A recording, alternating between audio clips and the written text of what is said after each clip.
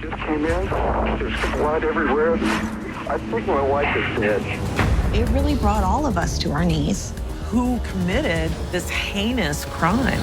They say it's always the husband or the lover. This could have been a love triangle gone horribly wrong. It was very suspicious, and there could have been a murder for hire. People believed he had gotten away with it, but her intuition told her he's not it. She was relentless and looking for answers. Then, an astonishing new lead changes the entire investigation. We were hoping the information was accurate, and wow, I'm getting the hair in the back of the neck just thinking about it right now.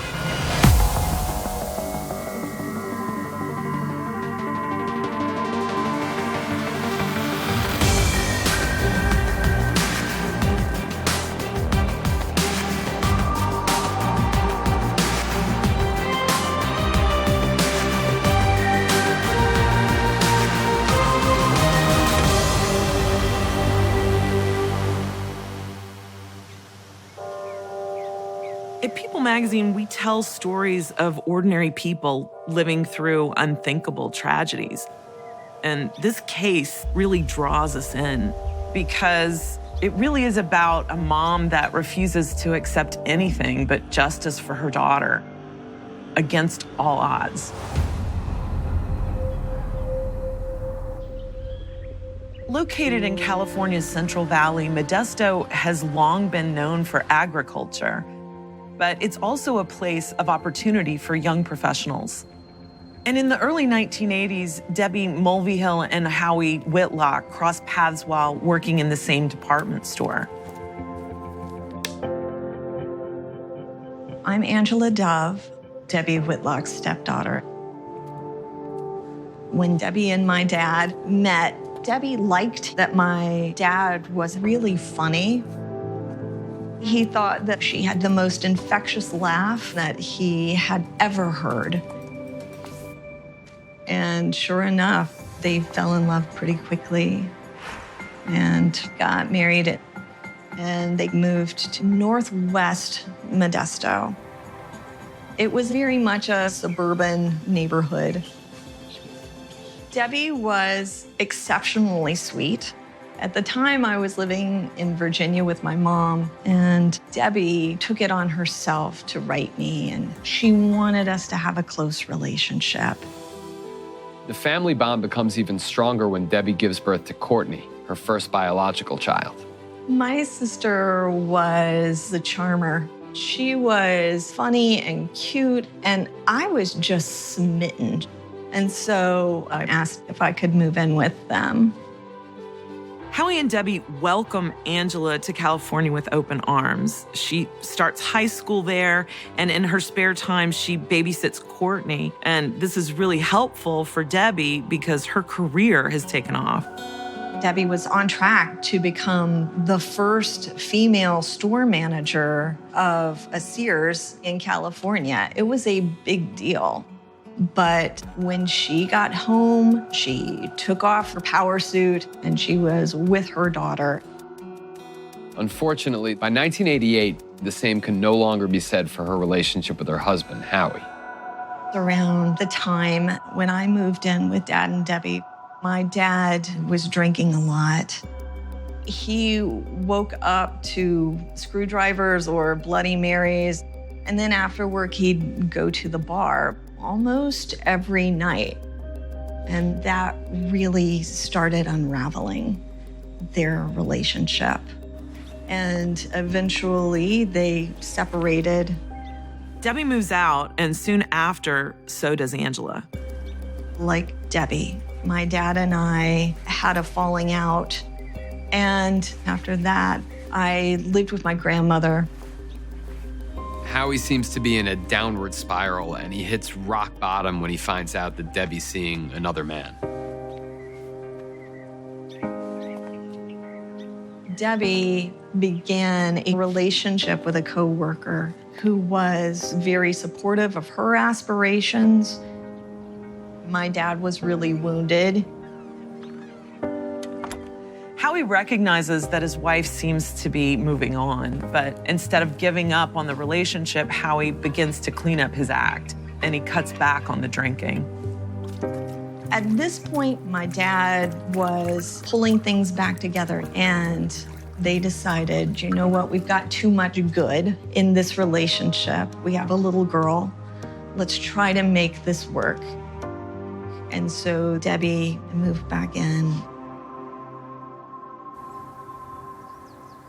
Just weeks later, at 5:30 a.m. on March 25th, 1988, a horrifying 911 call comes in from the Whitlock residence. I just came in. There's blood everywhere. There's a knife laid in the floor. I think my wife is dead. God, hurry, please. I'm Ray Taylor, retired detective, Modesto Police Department. When firefighters and police arrived at the Whitlock residence, Howie Whitlock was outside. He was emotionally upset, and he told them that his wife, Debbie, was dead. The officer stayed outside with Howie, and the paramedics from the fire truck went into the house. Deborah Whitlock was found in the hallway. Her legs were spread apart. She was unclothed from the waist down. There was a blanket over her head and body. One of them touched her ankle, could feel no pulse, and so they lifted the blanket and saw one of the most traumatic scenes they had ever seen. There were defensive wounds on her hands, and her throat was massively slashed, and they determined immediately that she was not alive. I learned later that at that point, one of them hears a noise and starts calling out, is there somebody else in the house? And he makes his way across Debbie's body and toward my sister's room. Apparently, he opens the door, and my 3-year-old sister was sitting in her bed playing with a stuffed rabbit, and it gutted him.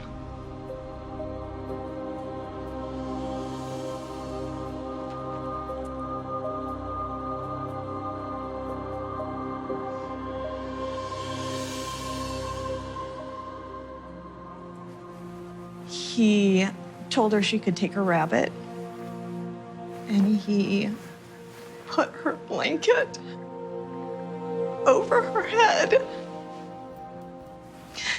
and he carried her out over the corpse of her mother.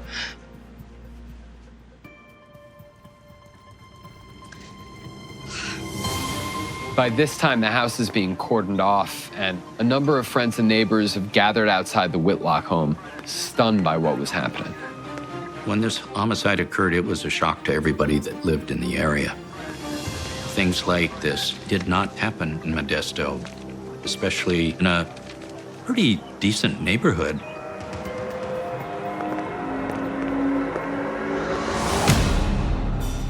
I'm Dick Ridenauer. I was the detective with the crime scene on a Debbie Whitlock case. Debbie's neck was cut many times. It was close to decapitation. It indicated to me that whoever who did this was very angry at her. And so my guess was that the killer probably knew Debbie. Investigators create a map of the attack by following the blood patterns, and they find out that the crime scene extends beyond the hallway. It appeared the attack started inside the bedroom. After that, the victim was dragged out into the hallway. And then you had the blood on the curtain at the back door. This was the entry-exit into the backyard, and this felt like this was probably a point of exit after the homicide occurred. They take samples of this blood, hoping that some of it might turn out to be that of the killer. The only thing that was taken from the house was a purse that belonged to Debbie. It contained her ID, credit cards, money, and some keys. Other than that, nothing in the house seems disturbed. None of the larger electronics were taken, and neither were any of the really valuable items. When the victim was found in the hallway, she was wearing her wedding ring. It was a diamond ring. So in the eyes of the investigators, this doesn't look like a robbery. Where a spouse is murdered, the surviving spouse is always a person of interest. Howie tells investigators that he had been at a bachelor party the entire night and that he'd only arrived home around 5:30 a.m. when he found his wife murdered. But he was very clean. His clothes were not wrinkled, as if he had been in them all night. He looked like he had just gotten up and taken a shower and gotten dressed. It was suspicious. And when he did cry, some of the people at the scene thought that he was forcing a response, that his tears were not real. And they wondered if he was trying to cover something.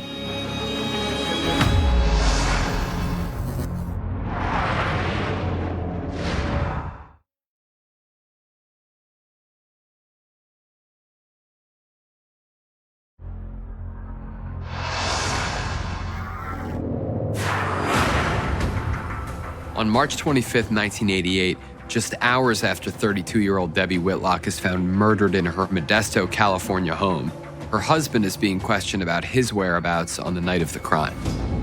Howie initially told police he'd been at a bachelor party that night and that when he came back at 5:30 a.m., he discovered his wife dead. Howie is pressed harder to give up more details about his night out on the town. And it's at this point his story evolves. Howie indicated that he arrived at the bachelor party at 10 p.m. and then left sometime between 12 and 1 o'clock in the morning. Howie originally said that he had been at the bachelor party all night, but now he's saying that he was just there for a couple of hours. If this is true, where had Howie been between the hours of 1 a.m. and 5:30 a.m., which is the time he supposedly arrived home to discover his murdered wife? Again, Howie changed his story, and his answer came as a pretty big surprise. Howie Whitlock admits he wasn't at a bachelor party all night. In fact, he has a girlfriend named Karen, and he admits that he was with her for part of the night. Howie's girlfriend was Karen, and she worked with him. Howie explained that after he left the bachelor party, he drove to Karen's house, and he had sex with her. He said he got up and left sometime between 4:30 and 5:30 and went home, and that's when he found his wife. It was very suspicious. Investigators escort Howie Whitlock away from the scene and take him to the hospital for a full body examination to determine whether or not he had anything to do with the crime.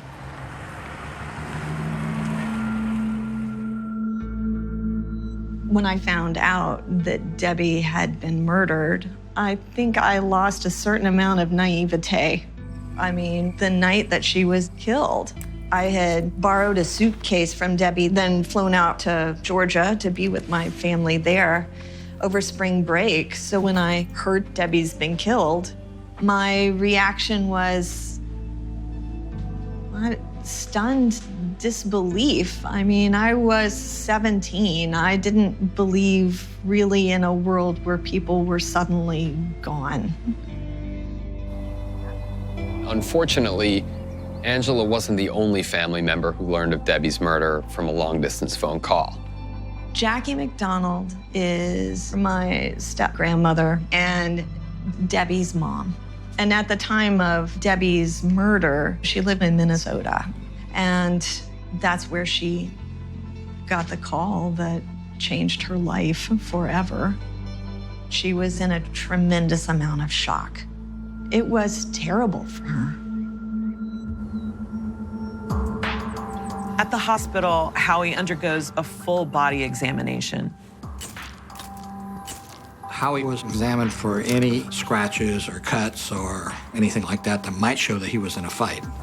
They conducted what's called a rape kit on Howie to obtain fingernail clippings and swabbings of his hands for any trace material that might be on them.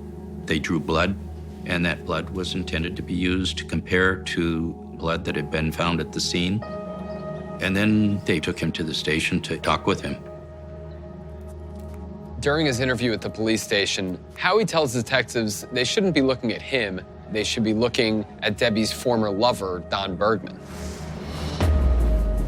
Don had been involved with Deborah for at least 6 months before this happened, and Howie told him that he was probably suspect in this case. Howie goes on to tell police that he believes things did not end well between Debbie and her lover, Don. Don very much believed that he and Debbie were at the beginning of a lifelong relationship, but Debbie went back to my dad. Howie had been cooperative in answering questions, and at the end of the interview, there was insufficient evidence to arrest him, so he was released. It's not out of the realm of possibility that Debbie's murder was the result of a love triangle gone horribly wrong. And it's a theory worth exploring. But not long after Howie's interview, investigators receive a call. It's Don Bergman, and he wants to know when Debbie's husband, Howie, is going to be arrested for her murder.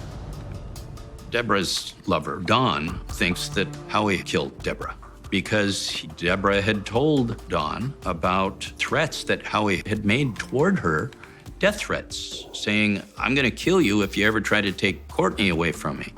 And this was just within weeks of the homicide. According to Don, his relationship with Debbie was not over, as Howie had told police.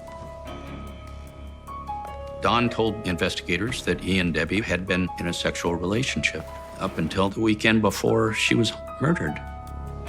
Apparently, Dawn believed that she had moved back in with my dad just to tie up loose ends and that they would still have a future together.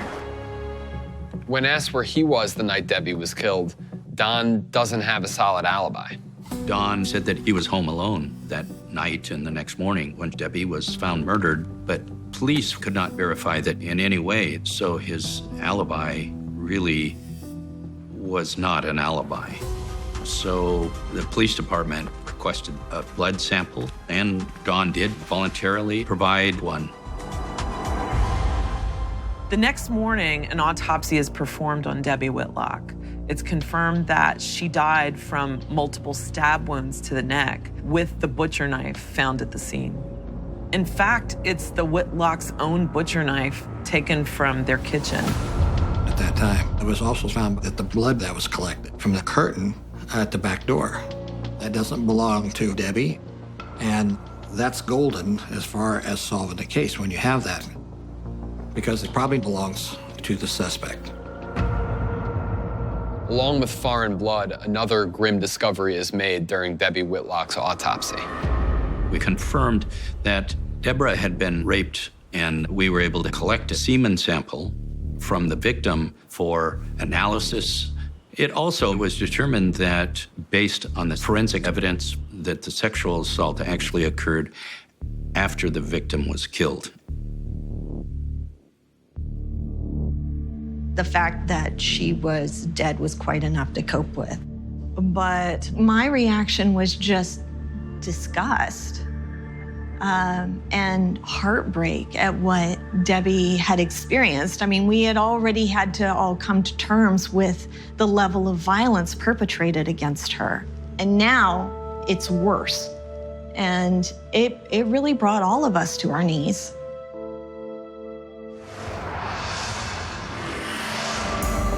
"48 hours into the investigation, detectives create a timeline of Debbie's last day. Detectives did interview lots of people from the day before Deborah was found murdered who had contact with Deborah to hopefully shed some light on this homicide. Most of her day is easily verified, but detectives have a lot of questions about her activity in the evening hours. And it's at this point they reach out to her stepdaughter, Angela. The night Deborah was murdered, her stepdaughter, Angela, had stopped by the house to pick up a suitcase because she was leaving on a trip. So police needed to talk with her. When they called me, I told the detectives that I had arrived at Dad and Debbie's house about 10 o'clock that night. Debbie answered the door. She was wearing her purple robe, which is what she usually wore. She wrote down my return flight information so they could pick me up at the airport. I told her that I wanted to give my sister a quick kiss before I left. That's when she said, well, just be quiet back there because your dad's asleep in the back bedroom. And I went back and gave my sister a kiss. That's when I heard somebody breathing in the master bedroom. Just kind of filed that away like, yeah, it sounds like he's asleep. We're good. And I left. I told her goodbye. She locked up, and it looked like she was down for the night. Based on this information, if Howie had been telling the truth and was at a bachelor party during that time, who was asleep in the bedroom? There was a possibility it could have been the murderer.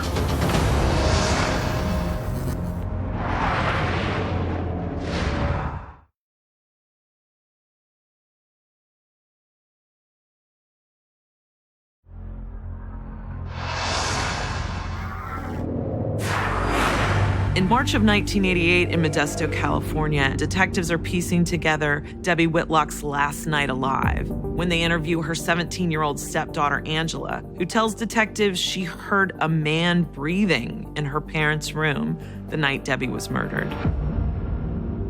Because Debbie had told me that my dad was asleep. I didn't think twice about it. Angela thinks her dad was in the house hours before Debbie was murdered, but she's very clear with police that she doesn't think that he's remotely capable of harming anyone. There was no way that my dad had killed Debbie. I never thought that for a second. When Debbie told my dad that she was dating someone else, he shut down. He turned inward. He didn't get violent with her. But from an investigative perspective, that doesn't mean Howie wasn't capable of this crime. Howie was put on a polygraph to help validate what he had said during the interview, but he did not act or react the way most people react. If he was confronted, if he was accused, he never got angry. If I was interviewing somebody in regard to a homicide case and I say, why did you do this? They're gonna get up out of their chair and say, what are you saying? I didn't do this. I didn't have any part of it. His responses weren't like that. His response was like, I didn't do this. I didn't have any part of it. It was just very strange, but at the same time, did not indicate deceit. And he passed his polygraph. And so, even though they had a really strong suspicion as detectives that he might have done something, Howie was let go. Until evidence that points to Howie is uncovered, detectives have to look at the other suspect, Don Bergman, and he's called in for a polygraph as well. Don was honest with his answers, and he too passed the polygraph. At this point, investigators hope that the results from the blood test will shed some light on the actual truth behind this murder. But instead, they're in for another surprise. Howie Whitlock and Don Bergman were both eliminated as the donor of the foreign blood and semen at the crime scene. Don and Howie were both primary suspects. So there was people who was probably shocked when they found out that the evidence didn't belong to either one of them. With no evidence to connect Howie or Don to the crime, investigators refer back to the crime scene for direction. The crime scene was so exceptionally violent that it was thought by investigators that the attacker knew Debbie and hated Debbie. That means that the person had to have had a grudge against her. So they were looking for relationships of that nature. Investigators look into everyone that Debbie knew, including coworkers that might have been jealous of her rapid ascent through the company. They even look at Howie's girlfriend, but from all indications, Debbie had no enemies. Throughout their investigation, only one name is consistently suggested: Howie Whitlock. Although his blood clears him from the crime scene, it doesn't mean that he wasn't involved in his wife's murder. This was not a very clear-cut case. There were lots of possibilities, and there could have been a murder for hire. At that point, investigators look into Howie's finances to see if they can link him to a hitman. During the financial investigation that I conducted, I found out that there's no large sums of cash withdrawn from any account or expended in any way relatable to a murder for hire. But even though I saw no place in their finances where this could have happened, I could not eliminate that possibility. From the perspective of detectives, all of their instincts are pointing to Howie Whitlock, and the community knows it. My dad became a real pariah in Modesto. There were all kinds of people that believed that he was going to get arrested any day, and if he didn't, it was because he had gotten away with it. On March 29th, 1988, Debbie Whitlock is laid to rest. And it's the first opportunity for Debbie's mother, Jackie, to confront Howie.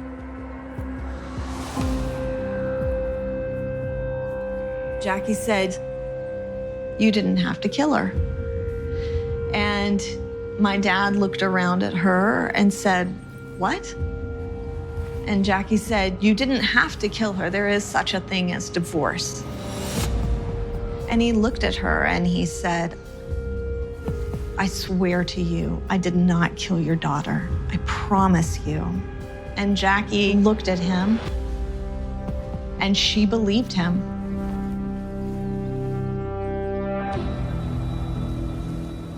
Months pass, and although Debbie's mother trusts Howie, the town continues to turn against him, and the police are failing to bring forth any new evidence or develop any further suspects.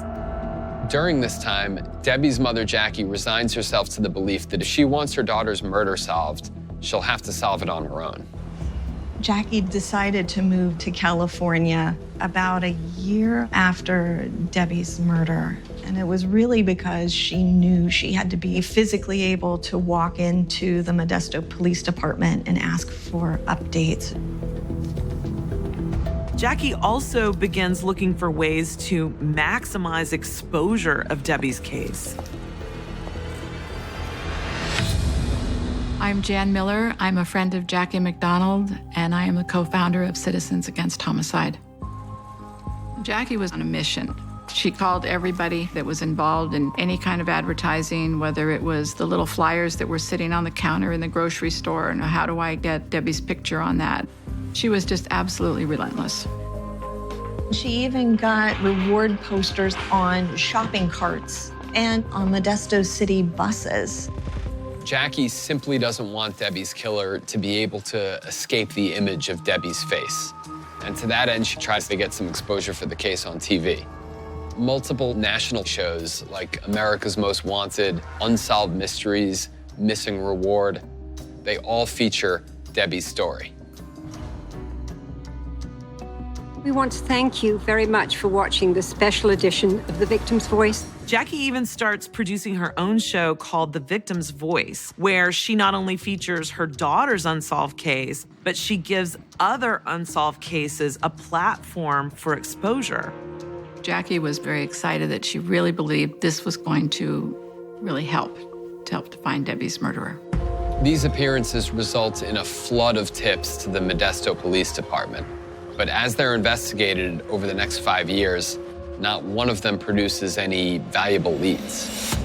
Jackie would occasionally get down about the case, but she knew she couldn't stay there and be productive. In 1994, 6 years after the murder, with the help of Citizens Against Homicide, Jackie has 2 billboards put up in Modesto. Jackie's hope was that the billboards would keep the case alive and lead to a tip, which they did 2 years later.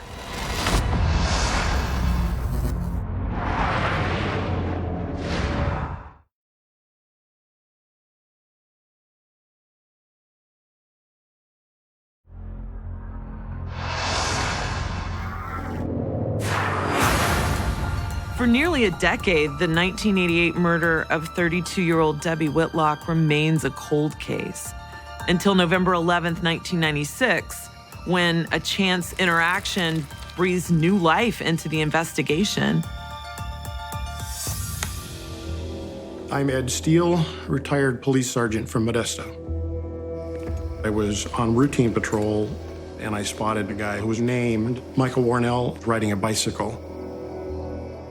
I remembered Michael Warnell because I was involved in a criminal case with him several years prior where he went to prison for burglaries.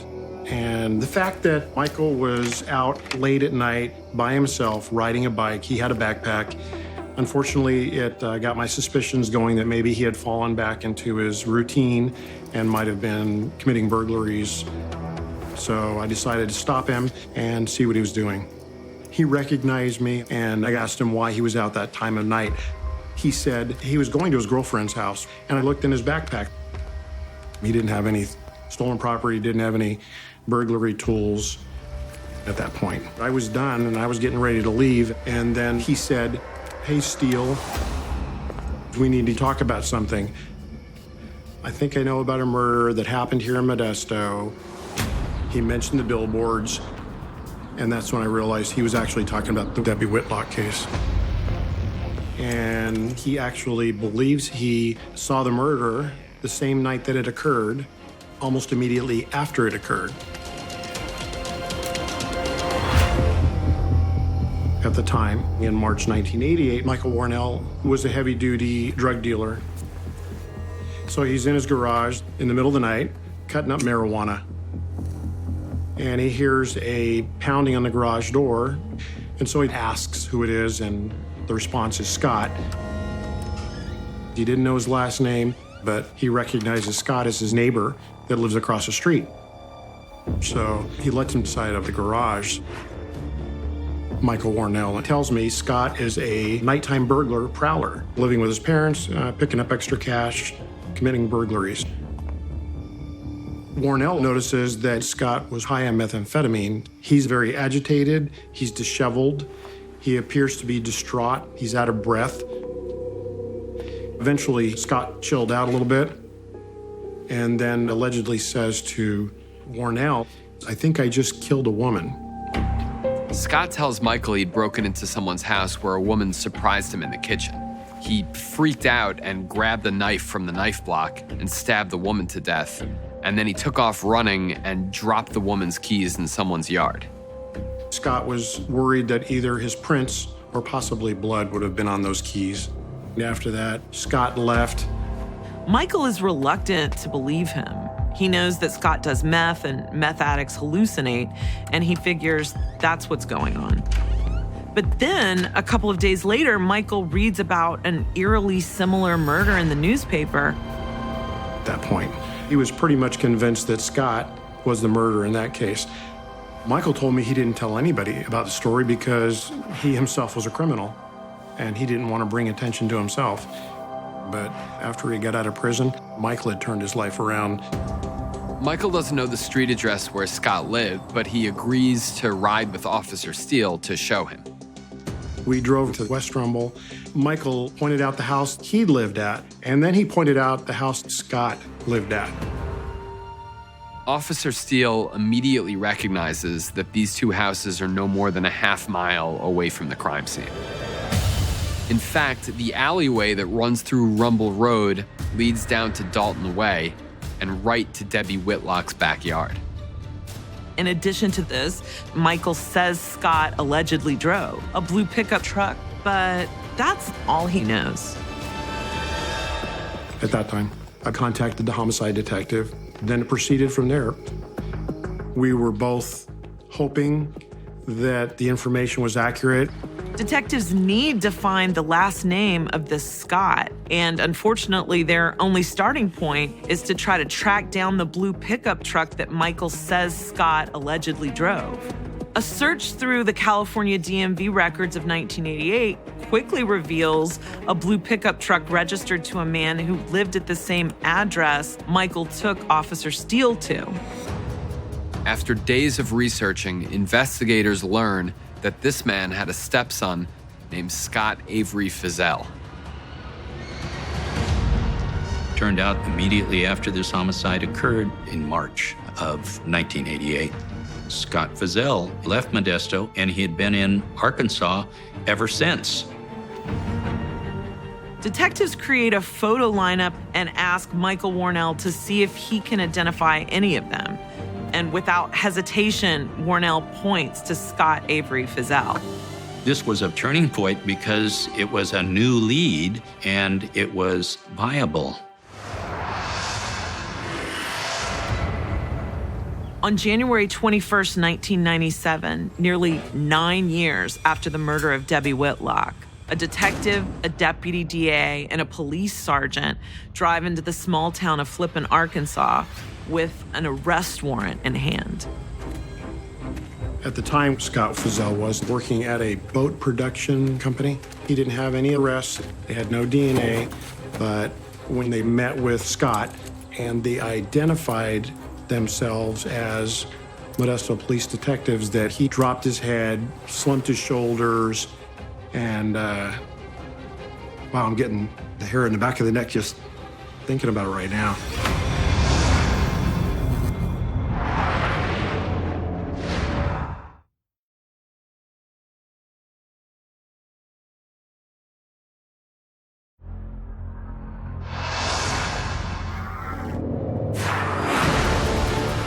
On January 21st, 1997, Scott Avery Feazell is confronted by Modesto, California authorities for the murder of Debbie Whitlock. At that time, Scott Feazell said something to the effect of, like, I was waiting for this day. And it appeared to them that he acknowledged that he had been caught. Feazell is immediately arrested and extradited to California, where DNA samples are taken and compared to the samples found at the crime scene nearly 9 years earlier. Scott's blood and semen matched the test results from the foreign blood and semen at the crime scene. After that, Scott Feazell was charged with 1 count of murder, 1 count of rape, and 1 count of burglary. The news is quickly delivered to Debbie's loved ones, and it's a moment that they've been waiting for years. Jackie was the first one that got the call that said, "We've got him." Jackie had been right the whole time. My dad wasn't the killer. And when there were all kinds of people trying to prove that he was, her intuition told her, he's not it. And she was absolutely right to continue toward finding the killer. That's what gave us our answers. Scott Feazell initially pleads not guilty to all the charges, but as the mountain of evidence is presented against him, it's clear that he has no way out, and ultimately he accepts a plea deal. Jackie was very upset. She felt that he should pay for what he did, and by plea bargaining, he was going to not get life without the possibility of parole or the death penalty. On top of the plea bargain, it's announced that Feazell will only be charged with murder and burglary, not rape. At the time of the trial in 1999, California state law did not recognize sex with a corpse as rape. And as a result, that charge is dropped. Jackie was dumbfounded and irate. We all were. Howie's no longer under the weight of suspicion, so he attends the sentencing of Scott Avery Feazell. My dad chose not to speak, but Jackie did. 11 years after losing Debbie, Jackie stands up in the courtroom face to face with her daughter's killer, and she delivers a powerful impact statement. By taking the easy way out with this plea bargain, you have proved yourself to be the pathetic excuse for a human being that you are. In the final analysis, the day will come when you will have to face not only Debbie, but Almighty God, whose punishment will be swift and just. On June 23rd, 1999, Scott Feazell receives a judgment of 31 years to life in prison. The brutality of Debbie's murder painted a picture of hate, and it made her family and law enforcement believe for so many years that this was a targeted attack. Instead, it took nearly 9 years to discover that this was a completely random act of violence. Scott Bazell was on a drug-induced high at the time that this murder was committed. He did not know Debbie Whitlock. He did not know Harold or Don. He entered a house to commit a theft and ended up killing a woman and then raping her after she was deceased. When it comes to the breather in the bedroom, we never found out exactly who it was. And I don't think I'm ever going to know, but I don't think it was Scott Fazell. And if Scott Fazell is the murderer, then I guess I don't really have lingering questions about it. Because cases this brutal, where the killer is a total stranger, are pretty uncommon, unfortunately, Debbie wasn't the only victim of this crime. Howie Whitlock had to endure nearly a decade of public shame. He wound up moving from Modesto to Oregon to try to create a new life, but he could never really escape his past. My dad never forgave himself for not being at home that night. He very much believed that he had left Debbie vulnerable, and he would never forgive himself for that. Howie Whitlock continued to struggle with guilt surrounding Debbie's murder, and sadly in 2001, his own journey comes to an abrupt end. My dad passed away, drunk, behind the wheel. He drove off of a mountainside in Oregon. My sister has a very good life now. She is married, she is a mother. She has a loving, happy home. I am exceptionally proud of her. Until she was no longer physically able to, Debbie's mom, Jackie, continued to advocate for victims. And it was very important to Jackie to tell people not to give up. It doesn't matter that it's been 3 years, 5 years, 9 years, you can still find your answers. I would like people to remember that. Debbie was very kind-hearted, and much like her mom, you weren't going to be around her without being challenged to be a better version of yourself.